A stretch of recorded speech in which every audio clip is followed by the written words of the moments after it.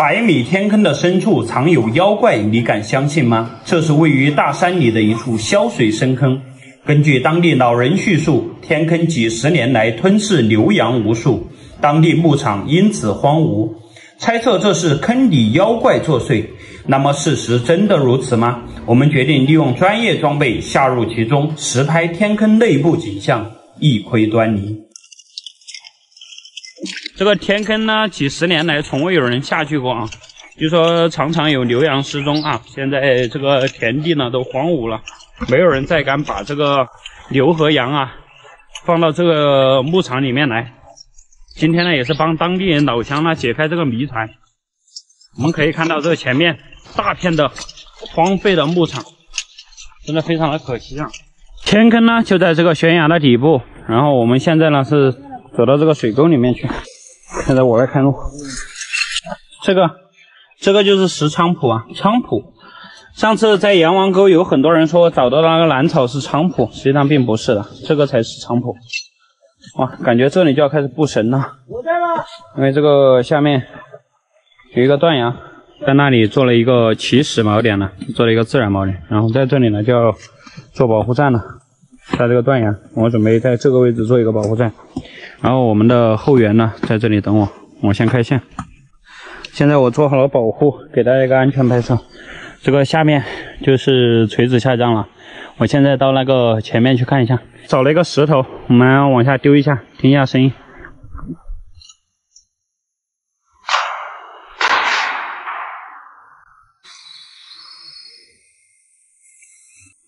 哇，非常的深啊！继续开线布神，看一下这个下面究竟是不是有妖怪啊？在这里做一个保护站，然后我的队友在上面等我。好了，开搞。在降到这里之后呢，我们可以看到天坑的底部了。可以看到在那边呢，那个水帘的后面有一个黑漆漆的大洞，目前还不知道那个洞的深度啊。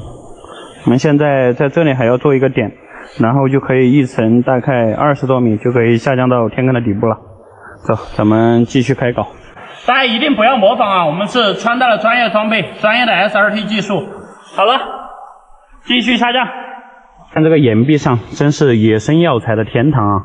在我面前呢，这个就是石菖蒲，然后在这边呢，又发现了有这个虎耳草，这个就是虎耳草，我们把它弄到这里啊。然后那个还有三变脸，有很多名贵的药材。然后再看我对面，就是一面绝壁，哇，通天绝壁，很高很高。好漂亮啊！现在下降的是户外向阳，我现在已经成功的下降到了这个天坑的底部。可以看到这个身旁呢，就全是这些乱石，而且有一些骨头啊这些东西。从我对面呢，就是一个黑洞，然后有4、5道这个非常漂亮的水帘从上面倾泻而下，而且我左手边呢，这个石壁是被洗刷的非常的光滑。这下面的水呢也是非常的干净，然后一点那个生活垃圾都看不到。哎呀，刚说看不到，这里就发现了一个矿泉水瓶啊，而且这里有衣物这些。哇，这里就是这个天坑底部的模样。我们待会儿等队友下来了，我们就深入这个洞道，看一下里面究竟是什么样的环境。在这个下面发现了雷管。这有很多这个电雷管，这应该是附近的村民丢下来的，很多电雷管。哇塞，这应该有几十个，缠成了一卷，这个已经失效了，我们就把它丢在这里。这里能看到外面在下大雨啊。我们先看一下，如果是干洞道的话，我们就继续前进；如果是湿洞道的话，我们就放弃今天的探索，今天作为初探啊。哇，这就是个小水坑，这里要涉水了啊，要从水里面看一下前面是什么样的情况。哇，这里好大的鱼啊！天呐，我现在已经过来了。哇，我先去看一下，你们在这等我。我看一下。哇，这里有一个暗河汇聚过来了。大家看，这个前面呢有很大2根阴沉木，快来！这里发现了2大根阴沉木。看到没？好大2根阴沉木，然后洞道就结束了，看到没？在哪啊？就在这个下面，这是一个小水洞，洞道结束了。结束了。洞道结束了，在下面发现了2根大阴沉木。哇！大家看，这个上面就是一个负角度的岩屋啊。因为当地的村民不知道这里面是什么情况，就觉得这里面非常的恐怖。实际上这里面就是一个地下暗河消失的地方，有可能那边有那种小洞洞，水就是从那里消失的。因为这个水面并不深啊，可能也就1米多深。然后有2根巨大的阴沉木呢，是插到这个深潭里面的。这个洞道就到这里结束了。刚下天坑就结束了，看了个寂寞，看了个寂寞。他们说这里面有妖怪，有什么的，我觉得鱼都没看到有妖怪，这完全不可能哈。但是这个大家看这个石头上面的颜色啊，看着有一丝诡异。现在咱们就决定原路返回了，因为这个下面没有洞道了，没有探索的必要了。接下来我就为大家演示下到这种竖井底部是如何上去的。看完了这个竖井啊，我们这个时候就准备上升了。现在上升的是户外阿智，我们可以看到它是手伸配合脚踏带，然后再配合胸伸啊，这样推拉做，推拉做啊，是推做，然后就上去了啊。我们所有上升的方式呢都是这样。后先把这个手伸呢给它锁到上面，然后呢再把这根绳子呢拴到我们的胸身上面，就是推我们的手伸，推拉做，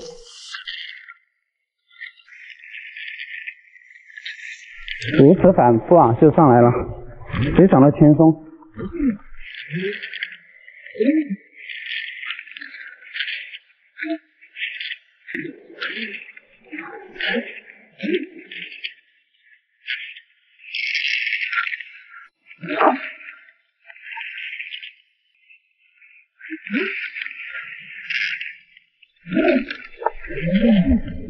现在我们就接近了这个保护站，这时候呢要拿出我们的牛尾给挂到上面，非常的安全啊。这时候呢咱们就从这个妖怪竖井里面非常安全的出来了。大家也看到了，这个下面并不大，然后里面也没有发现老年人说的什么妖怪啊这个，但是这个坑边呢非常的湿滑啊，有可能当时的这个牛羊呢是走到这个坑边吃草啊，而且植被非常茂盛，一不小心失足了就摔到里面去了，由此呢就诞生了这个妖怪呀吃牛羊的这样一个奇怪的说法。好了，那本期视频呢到这里也就结束了。关注我，带你看更多美丽的风景，带你体验更多不一样的探险之旅。拜拜。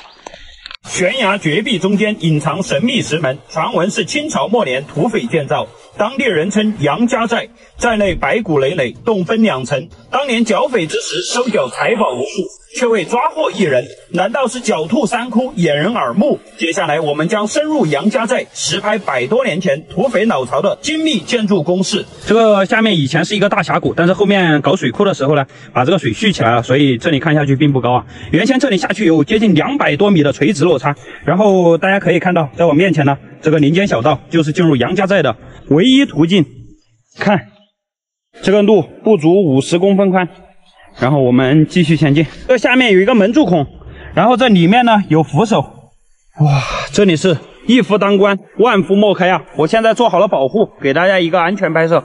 大家可以看到，从这里下去差不多是30多米。如果当时这个水没有蓄起来的话，这里下去是100米深渊。所以说真的是非常的险要。这里出现了一个木桥，这个木料踩2边就没事。非常的安全啊。两个手扶稳。对了，没毛病。然后我们翻过这个小山包，那边就是杨家寨的。大家看，在这边呢，就出现了这个杨家寨的一些入口，因为这里可以说是狡兔三窟啊，有许许多多的入口。我们现在必须翻越这个小山包。哇塞，我已经看到石门了，我们走对了。对对对，这里就是它的主寨入口。哇，这里上去很高啊！我天！哇，向阳，你快过来！在这个杨家寨的下面，我们竟然发现了这个楚葵，看到没？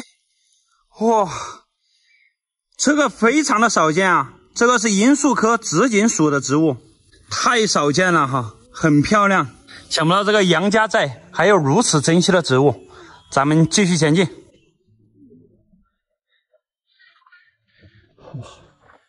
哇，看到没有？这个规模还不小啊，它是呈一个圆弧形，城墙的总长度差不多是25米，应该在曾经这个寨门呢是一封到顶的，如今下面全是残垣断壁。这个石门是我见过最高的石门，差不多有2.8米高啊！哇，大家看，那里有一个圆啾啾的孔，然后下面对应的有个门柱孔，这个应该是一个对开的石门。这里还有门栓孔，看到没有？把门关上了之后，在这里卡一根木杠子，那是一夫当关，万夫莫开呀！咱们继续深入，继续探索。那个上面刻的有字，不知道是什么字。好，快来快来！我给你看。大家看这个上面的这一块石头。是一体成型啊，差不多1.5米长，哇，放在这个石墙上面，这规模厉害了。现在呢，我们就沿着城墙绕一圈，然后去进入它的洞道。包浆了是吧？要玉化了感觉。是，已经包浆了。就不知道历朝历代走过多少人。走，我们继续出发。最长的石头呢，大概有1.8米的，有30多公分。这里面全是这样的残垣断壁。现在咱们继续前进，进入了这个寨子内部啊，可以看到这是差不多200多个平方的这样一个面积。里面除了残垣断壁呢，还有这残存的钟乳石，包括这个上面的石头里面的泥土啊，全部被清走了。这个应该是当年啊在这里熬过硝。这边似乎是有一个洞道，然后我们先在右边这个大厅里面去看一下。哇，大家看这个地上啊，哇，这里还有碗渣，这是一条鱼，青花瓷。啊，继续前进吧。那里好像是有个洞道，咱们继续前进。哇！好多青花呀，看到没？这里也有，看到没？这也是个正宗的青花，而且是里外都有那个花的。这是一个素胚，但这个都不是钧窑的啊。说家财万贯啊，不如君子一片。很多啊。这里有一个钟乳石平台，这个应该当时生活在杨家寨里面的人啊，在这里做了储物阁，因为这上面被收拾得很平整，下面也掏空了，它是极大可能的利用这个寨子里面的空间。也有骨头啊，你们小心一点踩，不要踩到它骨头上面。这里还有这个火石，看到没？这个是用来以前的那个火镰呐，打火石。咱们继续前进，继续深入。这里似乎是有个洞道，很完整的碗底。看一下，哦，也是一条鱼，这个跟刚刚看到的那个是同一批次，一个鱼形的花纹。哦，这里我以为有个洞道，其实并不然啊，这里面非常干燥，应该当年是在这里存放粮食的。而且这个外面轻轻一封，就可以把这里封起来了。这洞顶呢布满了很多钟乳石旗，而且这些钟乳石旗呢是非常通透的，大家可以看到，哇，透着奶黄色，非常的有食欲啊。这个应该是当时的这个住在杨家寨里面的人啊，为了扩充这个空间啊，避免碰头，就把上面敲掉了。但是时过境迁呢，这个钟乳石又顽强的在生长，可以看到这个石旗啊。在一层一层的往外面延伸，这个不知道要多少年才能恢复到当年的模样。啊，这一整尊都是。这里面呢就是他们取水的位置啊，而且在这里呢有一个细节，大家可以看到，这里有一个楔形的石孔，也就是说，在我们目前站的这个位置呢，应该是人工开凿出来的啊。它是石匠啊，将这里打出一个楔形，然后再把那个楔子给放进去，用那个大锤啊敲打它，然后就把这个石头，给它敲出来。敲出来的石头呢没有浪费，就拿到外面去做这个城墙啊。所以说这是一个边住着边建造的这样一个寨子，感觉还是挺奇特的啊。从这个上面的钟乳石来看的话，这个洞腔形成的年代应该是非常久远了。我们在这里发现了有这个骨骸啊，不知道当时这些骨骸的主人经历了怎样的故事。可以看到这地上很多啊，很多，这是肋骨，这里还有一个猪的骨头，而且这里有一个碗底，一个碗底，遍地都是遗迹。哇，这个花好漂亮，这个。哇，好漂亮啊！有个洞道，稍等啊，好漂亮啊，这个。好精致，如果不破的话，应该是很精致的。是柠檬黄色。嗯。你好好收藏吧。我们看一下，哇，这里发现了一只草鞋，看到没？这个，哇，真的，一碰就会碎。还是让它在这里吧。看到没有？而且是已经使用过的草鞋，看到没？下面还有这个泥巴。这是搞的这个铜麻哦，不是，这是稻谷草编织的，哇，厉害了！这个地上有很多这个骨头的碎屑啊。走，咱们看完了这边呢，就进入向阳发现那个洞道，去里面一探究竟。看这些探宝的真是无孔不入啊！这个地上全是被翻的这些满目疮痍的景象。在这边呢，这是什么？这是什么？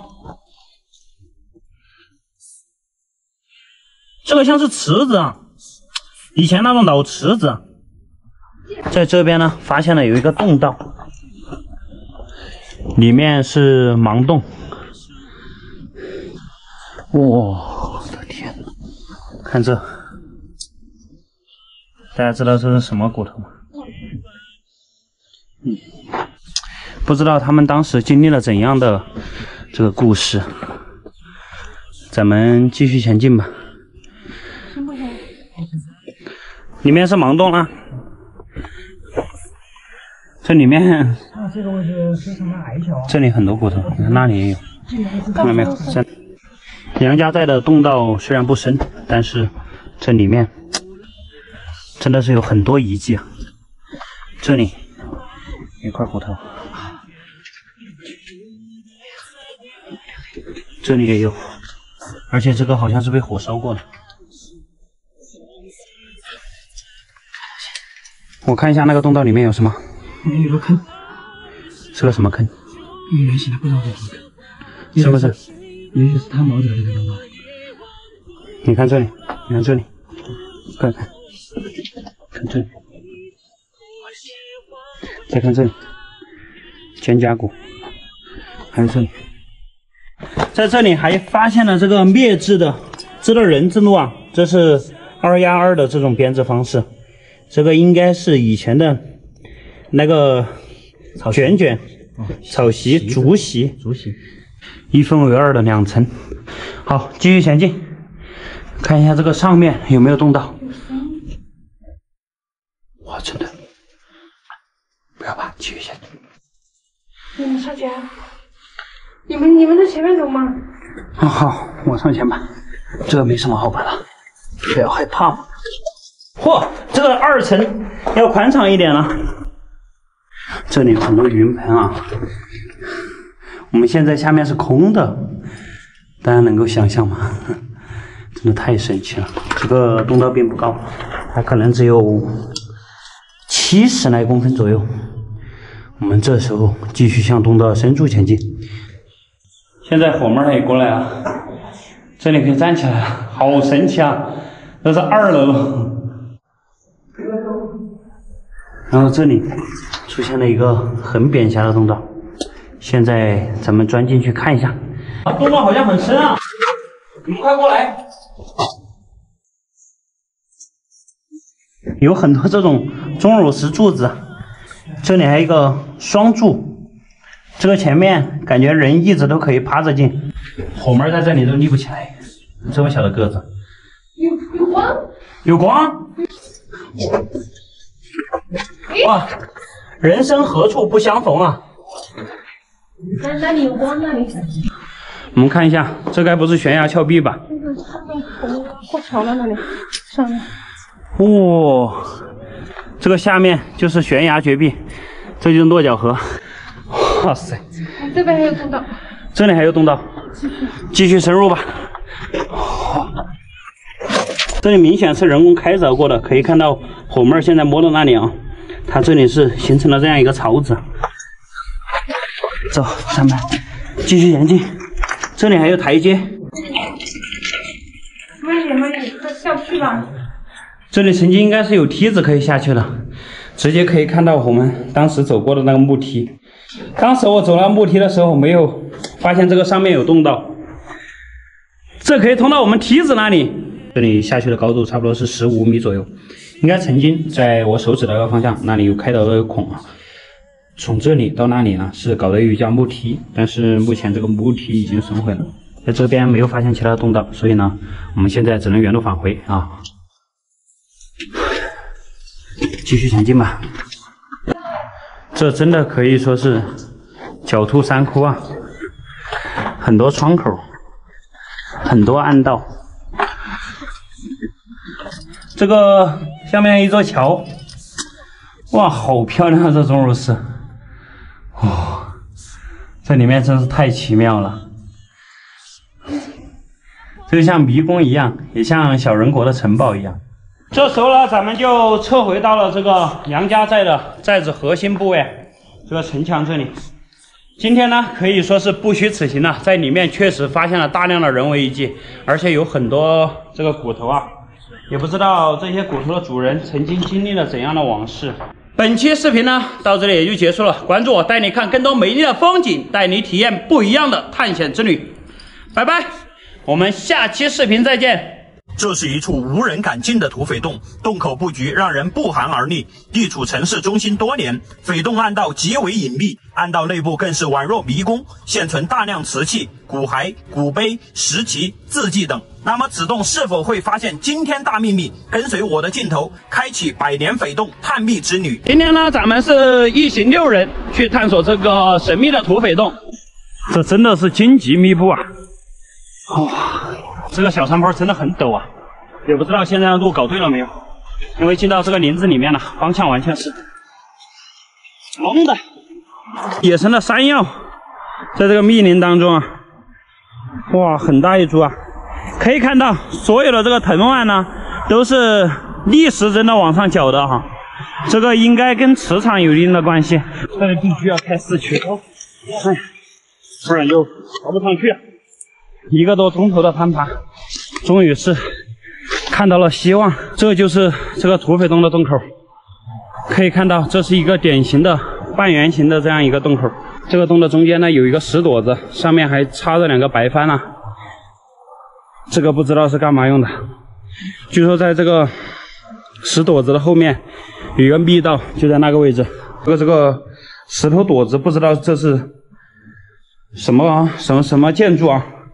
感觉还是拿不定主意，我们离它远一点。好了，我们继续探索。开干！走，这个是2层，我们可以看到这个上面没有动到了，就是一些漂亮的钟乳石。这个上面被敲过，而且上面磨得很圆，看到没？他把它磨过哈，就说明这个里面住过人。因为这个高度并不高，差不多1.6米左右。如果个子高的话，它在敲断之后啊，这个上面会磕破头皮，所以就把这个上面给磨了一下。我们直接去下面的那个小洞口去查看一下。那边也是一个盲洞。好，直接去下面的暗道。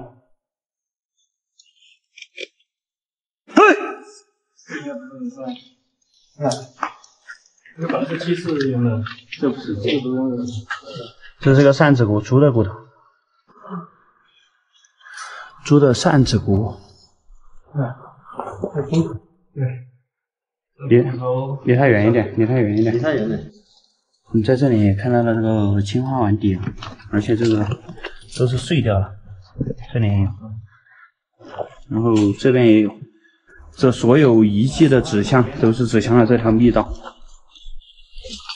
看到没有？这里也有。然后在这里呢，就是它的密道入口，可以感觉到里面有很大的风吹出来，然后这里有被翻动过的痕迹。我现在把这里拆开一点点，然后我们进到这个密道当中去一探究竟。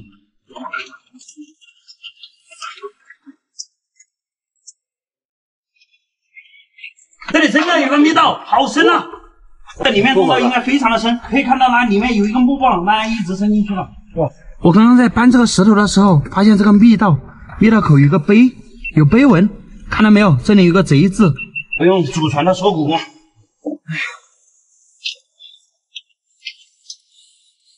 勉强可以进，勉强可以进。非常艰难啊！哇！这里面好大，大家可想而知封的有多密实。这个洞顶上面很多这个蒲草钟全部被堵在了这里，看到没有？因为这个堵得太密实了，蒲草钟都挤不过去。然后我们进来了之后呢，这里洞道就变得比较宽阔了，在这个地方已经能够站起来人了。这边有一个洞道一直向下了，这里又发现了一个碑吗？这好多字。哇，这个上面很多字。哎呀，我刚刚那个洞道走不通了，我们只能过来呀。往这个里面走，这里也是非常狭窄，人要蹲着前进。然后，哇，那边好像有个竖井。哇，看不清楚啊！我们现在继续前进。哇，这个洞道非常的变狭，因为这个上面是被人工雕凿过的，看到没？他把这里给切断了，所以切了这样接近于方正的这样一个石门。这里面洞道就很宽了，而且有蝙蝠在飞，这明显走过很多人的痕迹。什么？一个小洞口。小洞口。好。哇，大家看，在这里呢，发现了一个古时候的炮眼。古时候的炮眼都是呈这种类似于三角形的这样转子发动机的里面那个转子的形状。它是用那个钢钎啊，打一锤转一下，转60度，打一锤再转60度，这样依次反复，人工打进去的这种炮眼，然后把这里呢给放了一炮，然后就把这个洞道给炸开了，就形成了这样一个比较宽敞的洞道，但是这个不高，差不多只有60公分高。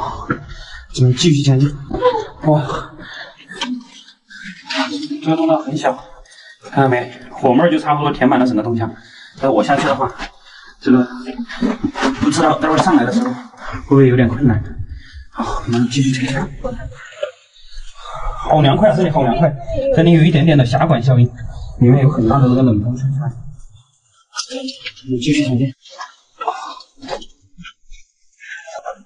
这个暗道还真的开凿的很深邃啊，可以看到这上面全部都有这个细站子痕迹。空间变大了。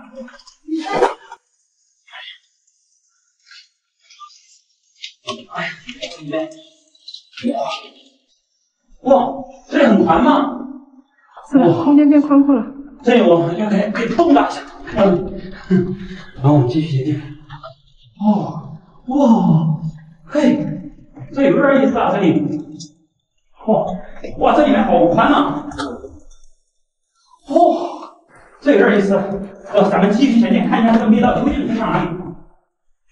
这里你找到了一个围脖吗？这钻不出来。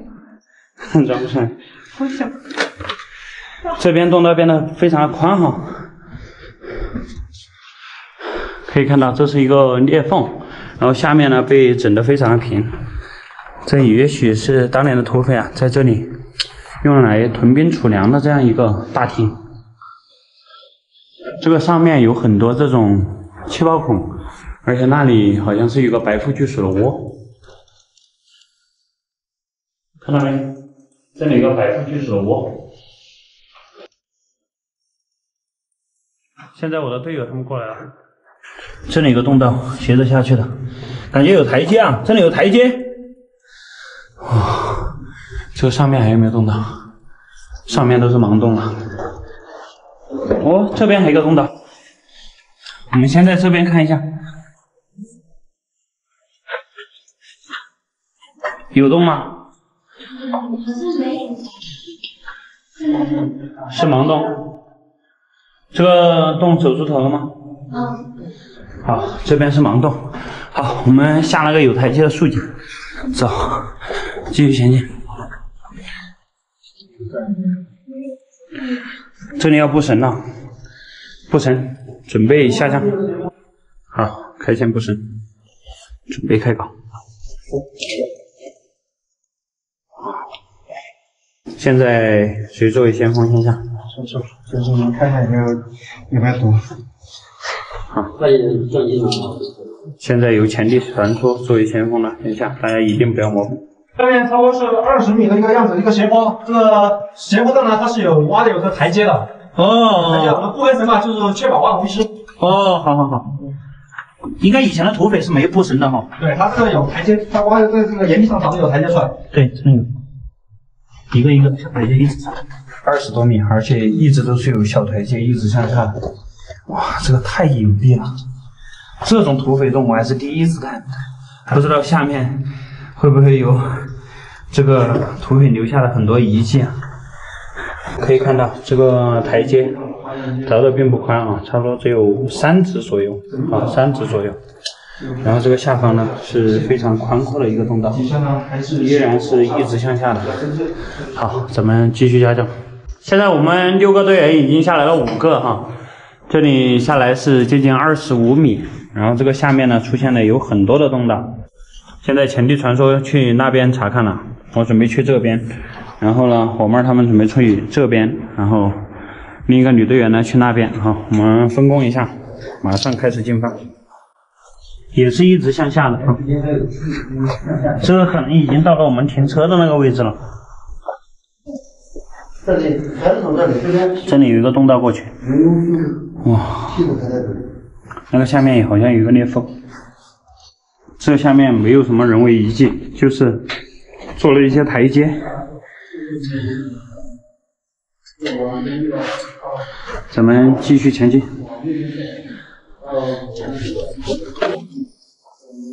这里有一个非常扁狭的通道进去了，但是我好像是爬不过去，通道也不深。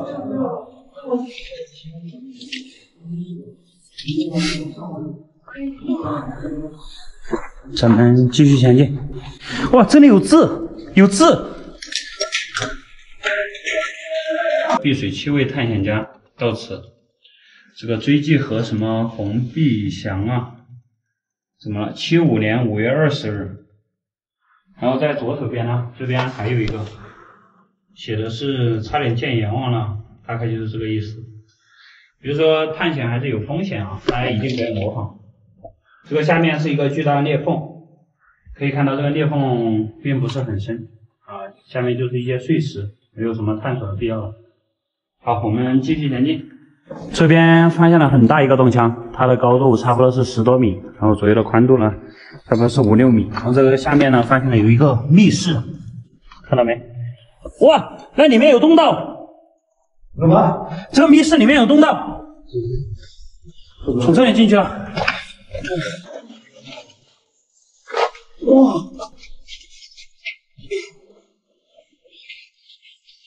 来吧。哇，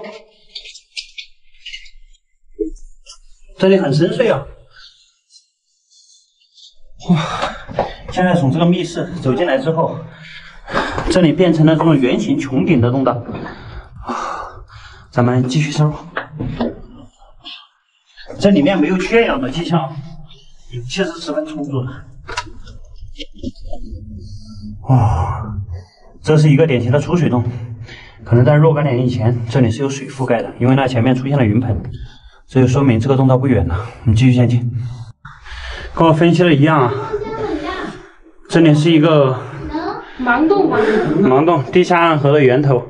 因为一旦出现这种云盆啊，因为云盆它一般是在这个水源处，如果是遇到洞道向上并发现了云盆的话，说明这个洞道并不深了。大家可以看到这下面有很多云盆，若干年以前这里一定是被水覆盖的。好，现在咱们原路返回，去探那个大裂缝。现在我的队友他们都过去了，现在我们来看一下这云盆下面有什么。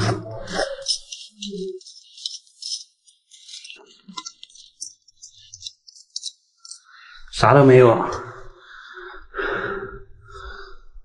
说明这里没什么遗迹。看到没有？这是以前的这个煤油灯儿，用罐头盒子做的煤油灯儿。从这个锈迹来看，已经是大几十年、上百年的历史了。好，咱们继续探那个大裂缝。现在我从这里撤回来了。我的队友在前面又发现了一个洞道，走，咱们继续前进。哇，好漂亮的钟乳石！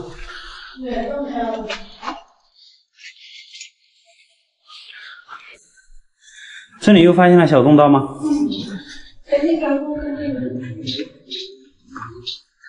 哇，这边洞腔越来越大，感觉。哇塞！这里有个断崖下去，可能是从小坑那里下的。刚刚我们在这里查看了一下，然后在这里呢发现了一个小洞道。这种小洞道非常的狭窄啊，我们一般是不钻的。但是由于看到这上面的钟乳石啊有被敲掉过的痕迹，有可能呢这里又是一个密道。因为大家可以看到这里，哇，这下面有这个有人类探索过的痕迹，看到没？这个说不定土匪啊，之前就从这里进入了他秘密宫殿。好了，现在我从这里缩过去试一下啊，因为这个只有20多公分宽，可能高度差不多是25公分。好，我们来试一下。哇，前面什么情况？哇，这里非常很长了一点。哇，特别艰难啊，这一点点。哇，进来了，进来了。好，镜头接过去。天哪，这太小了！哇塞，哎呀，大家可以看到，这里有非常明显的人类通过的痕迹，看到没？然后到了这边呢，这里又变得比较宽阔了。哇，天哪！大家一定不要模仿啊，这是采用了专业操作。因为我们有后援，然后我在前面作为辅助，是不会发生任何危险的。大家一定不要模仿，太简单了。依然是这种扁狭的通道，咱们继续前进。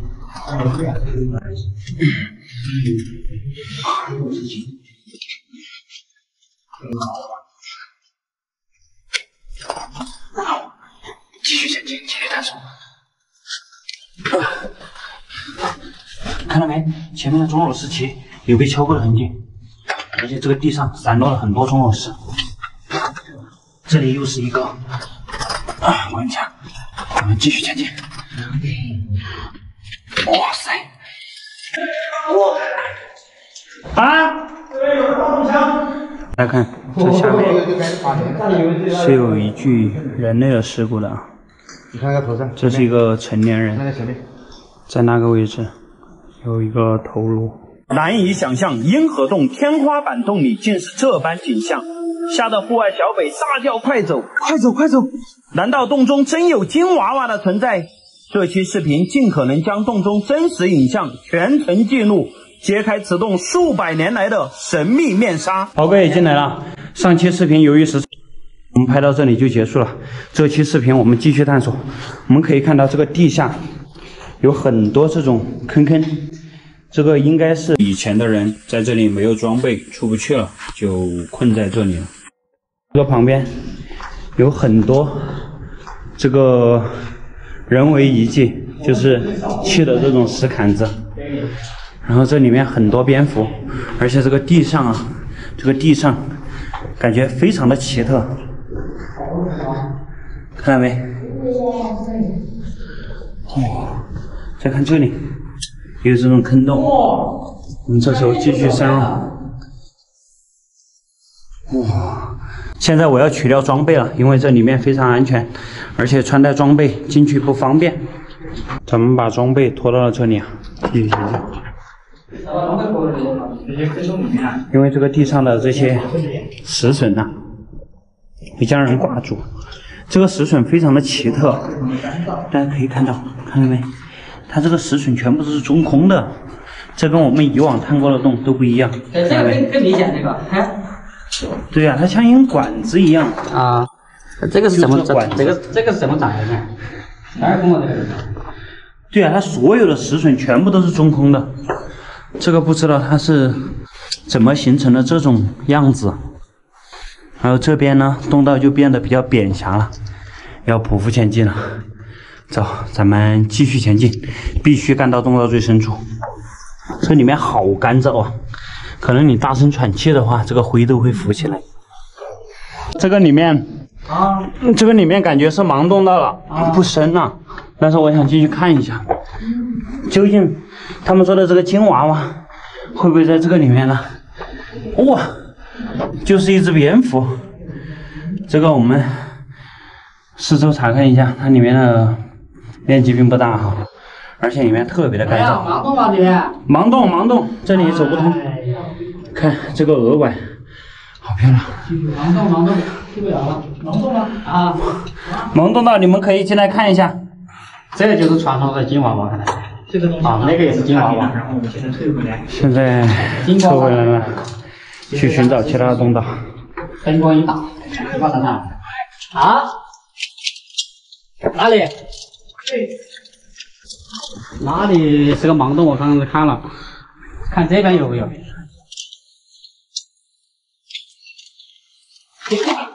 这不像个罗汉吗？这里。罗汉。金娃娃就说这个吧。这金娃娃有可能就是个钟乳石。这里有电视坝，看的，这个没水了，像莲花一样。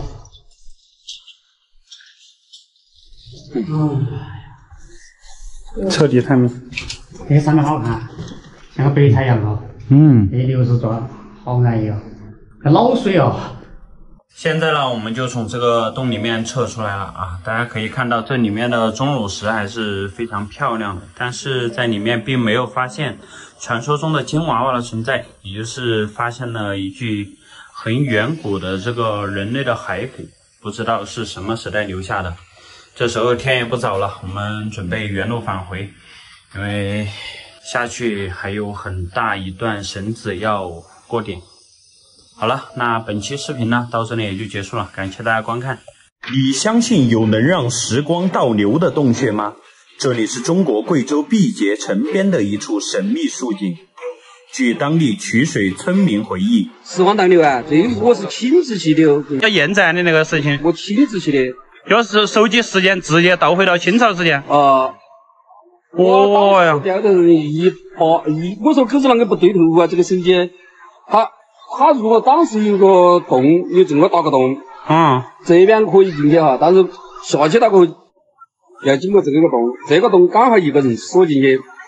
就是这个位置到那个位置。是真的是哪个人进去，只要一个老年人都可以跟他解决掉哈，是不是？那么时光倒流是否真的存在？我们决定利用专业 SRT 技术，深入坑底，验证传言。正如大家所看到的，现在我们一行7人呢是赶到了这个贵州毕节最繁华的城市旁边的时光倒流的天坑竖井所在。我们今天呢利用绳索技术啊下降到底，看一下这个能让时光倒流的传说是真是假。好了，现在山里跳和袍哥正在勘测这个下降线路。这个天坑呢也叫老凹坑啊，能让时光倒流的老凹坑呢，它的洞口并不大。这个上面呢是一个岩壁，因为这个岩壁是个负角度，所以这个洞呢又叫老凹洞。咱们看一下现在的时间啊，6月25号10点59分，没有毛病。我们继续前进。现在我们已经进到洞里面来了，可以看到这里有村民在这里布置了水管，然后呢，这个旁边还有电线，应该这下面是连通了地下暗河，因为这可能是老一辈的前辈啊，在这里布置了这个抽水机，从这里取水用的这样一个洞。问一下下面有没有人？有人没人？我对人。好。10多米，20米。好。完美10米。好，我们现在在这里设置保护站，继续探索向下。做了一个保护站，然后呢，现在我们阿志和山里跳都已经做好了保护。最前面的呢是巡途户外袍哥啊，正在为我们辛苦的开线。我现在看了一下，11点21分啊，这个时间呢还是6月25号，并没有退回到清朝啊。我们不知道下去一会儿了之后会不会产生这个时光倒流的现象。可以看到这下面好像是有地下暗河，而且有少量的生活垃圾。咱们村民的这个水管呢，也是布到了这个断崖的下方。据袍哥所说啊，下面有一处30多米的垂直悬空断崖，10层楼高的一个竖井，然后再下去就不知道是什么样的环境了。我们继续下降。刚刚我从那边过来，然后在这里呢遇到了一股山泉水，啊，一眼山泉从这上面倾泻而下，啊，形成了一道石幔啊，非常漂亮。然后这个主动道呢是继续往这边前进的，我们继续前进。你们时间正常吗？正常的，还没看，看我有没有变老？哦，那不是，是变年轻，它是往回变的。这是往回变，没变老。看你小没有小变小没有？不是，袍哥看着还是那么老。洞中留3日，世上已千年。哦，那不是。哇，这有以往探洞者在这里留下的绳索。这个应该是当地村民下去。哦，他在这里来找过水哈，可能。应该是。太牛逼了。那位大哥他也是在这里找水，发现了时光倒流。所以我们这时候把手机掏出来看一下。不要，我金老师核心的看一下啊，大家不要去模仿这种是危险操作。对，这种绳索啊，用这种绳索下降的话，那是非常危险的。大家可以看一下，我们现在依然是2022年6月25号啊，上午11点34分，所以说过了多长时间？过了几分钟，10多分钟。小哥丢个石头看一下。哎，读秒开始哈。啊。1、2、3、4、5、6、7、8、9、10、11。刚好12秒。哪里？大概8秒钟，8秒，也许100米不到。没有经过专业的 SRT 训练，千万不要模仿，请在这个教练的指导下进行一个作业。可以看到，这里是一个深不见底的大裂缝啊，在袍哥为我们辛苦的在开线。现在向阳正在下降，然后所有的队员呢都已经下去了，我在后面收尾。目前跟队友还是能够沟通，应该是还没有出现那个时光倒流的情况啊。也许啊，当年的这个村民呐下去找水，还遇到时光倒流是出现了幻觉。我现在严重怀疑是因为缺氧导致的幻觉，但是这里面现在有很大的水啊，一般来说是不会缺氧的。但是我们带了气体测试仪，这个里面的氧气非常充足。但大家一定不要模仿啊，这是专业的绳索技术。我挂好了保护啊，给大家一个安全拍摄，大家一定不要模仿。可以看到，我这时候准备下降了，这是一个非常窄的裂缝，可能不足50公分宽。然后呢，这个就是村民做的绳梯啊，待会儿下去了我给大家看一下。现在那个亮光的地方呢，就是向阳，已经降到底了啊。大家看这个远古的绳梯是个什么样子？它是在这个麻绳上面啊搞的这个小木板，看起来已经生锈了，这个很不安全啊。当然，如果遇到这种绳子，千万不要贸然攀爬，这个非常不安全。如果喜欢探洞这项运动的话，大家一定要去参加系统性的学习，不要贸然涉险。现在我们继续下降，地上也有很多水管，可想而知，当时这些前辈啊，找这个水资源真的非常的艰难啊。在此也呼吁大家一定要节约用水啊，不要污染这个水资源，这真的太不容易了。我们继续下降吧。我们看一下这个时间，6月25号12点23分，时间还是正常的啊，并没有发现这个时光倒流的情况。继续向下走，我已经追上了队友啊。可以看到这是一个典型的潭口。现在户外向阳，正在下降。刚刚是从这个位置下来的，下来之后呢，是一个非常巨大的钟乳石大厅，这个可能有20多米高，它的容积差不多是1万立方左右。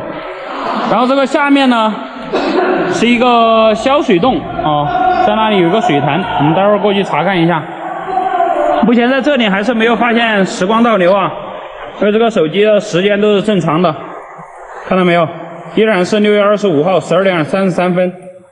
好，我们继续前进。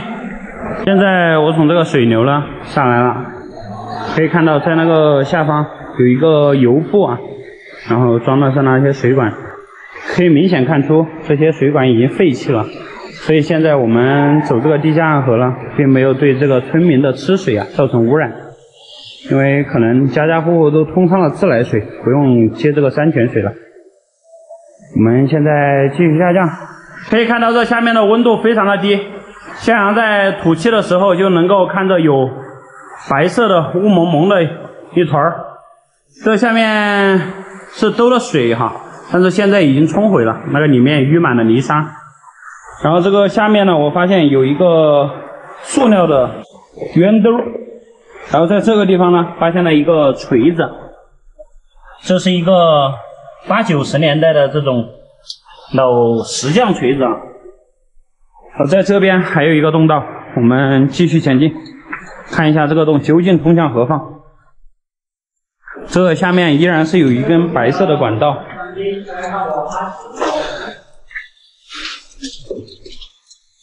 哇，这就是一条地下暗河。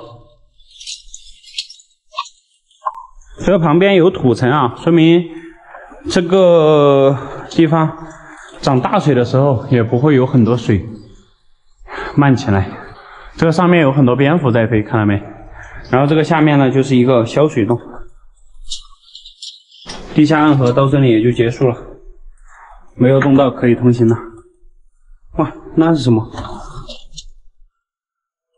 那应该是一个小老鼠把这些塑料咬进去做了一个窝。这里出头了，这个地上有人工做的宝坎啊，从这里可以看出来。然后我们在这里看一下这个时间，12点44分，6月25号，2022年，壬寅年5月27，没毛病啊，没毛病。啊，这个洞道在这里出头了。时光倒流是假的，到目前为止呢，这个大窝村啊，这个天坑竖井呢就全部探明了，它就是一个消水洞啊，在里面呢发现了有许许多多村民取水的痕迹。大家在用水的时候啊，一定要想着我们的先辈为了弄一口这个喝的水啊，真的非常非常的不容易啊。那个时候还是麻绳啊，就下这个100米天坑竖井取水，真的是太不容易了。虽然说现在已经废弃了，但是我们必须牢记先辈人的不易和艰辛。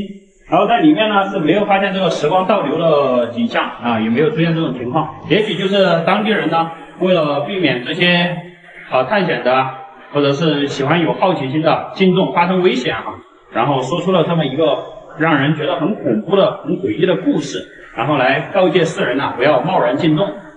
等我老了我就能说。然后在这里面呢是发现了一个锤子，铁锤，大铁锤啊。好了，那本期视频呢到这里也就结束了。关注我，带你看更多美丽的风景，带你体验不一样的探险之旅，带你破解所有民间奇闻异事。好了，拜拜。被封锁的土匪地道中究竟藏着什么秘密？洞口的残缺石碑记载了怎样的扑朔迷离？在1975年夏天进洞的那一行人又遭遇了何种险情？这期视频我们将继续深入这个有着怪异布局的土匪洞，实拍记录洞道深处的影像资料。在这里呢是一具完整的人骨，而且这里有下颌骨，这应该是一个女性的盆骨，因为这个盆骨的角度大于了90度。哇，现在已经下降到了这个斜坡这里，可以看到这个洞顶呢布满了钟乳石旗，在我面前呢就是一个钟乳石假山呐，特别漂亮。现在我的队友他们正在依次下降。哇，好漂亮啊！这是一个非常原始的这样一个钟乳石大厅，但是依然是有人类走过的痕迹。从这个旁边能够看到有台阶下去啊。咱们继续随着台阶继续向下走，看一下这个洞道究竟通向哪里。看这个钟乳石，漂不漂亮？而且这个都是透亮的哟。然后我们继续向下走。哇，这个裂缝感觉很深啊。哇，遇到了一个天然的编钟，可以看到这下面有断裂的痕迹啊。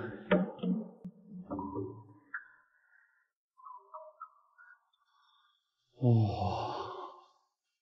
太震撼了！完了之后呢，这个下面就是一个大裂缝，感觉这个裂缝还挺深邃的，而且这个下面有很多被破坏了的钟乳石是滚落到这个下面来了。我们继续沿着这个洞道深入。这个下面就是我们刚刚丢石头的这个裂缝。哇，这里很宽阔哟。那下面有骨头，有骨头吗？对。我们下来之后呢，在这个下面发现了一些骨骸，看到没有？这里全都是啊，应该曾经有这个土匪的个体啊，从这里摔下来了。可以看到这里有很多，然后这个前面有一条走道，我们继续前进。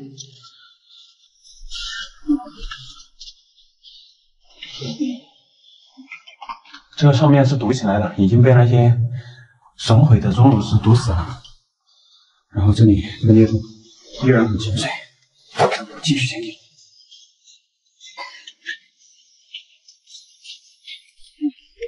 这是一个大峡谷。继续前进，这边就好走一点了。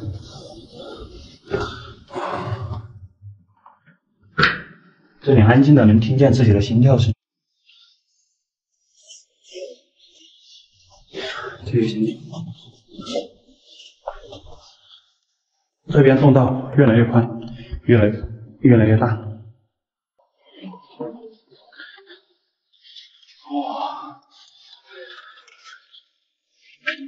哇塞！大家看这个前面是什么？哇，这里有很大的一个钟乳石圆盆，可以看到这里依然是被敲断过的痕迹，而且这个上面也有，这个看起来已经被敲断很多年了。继续前进，暗河改道，右边又出现了很深的一个裂缝。我以为出头了，这边好深一个洞道啊！好深吗？特别深。小北说前面有一个好深的洞道，我的天呐！哦，哎呀，我有很多人挤。静静呢？前进传说。我们继续前进，看这个，哎呀，我像个葫芦一样，有没有一种原始洪荒的感觉？我们通过了这个大裂缝，然后前面呢又出现了这个钟乳石云盆的这种景象，这个下面是一个消水裂缝，然后在它的左边呢，又出现了一个很深的洞道。嚯！天呐，这不知道有多深呢。哇，在这里出现了很多字，看到没？这个上面，这是古人留下的一些字哈。哇，这个上面也有一个巨大的洞厅。哇，再看这个上面也有很大一个洞厅。哇，我们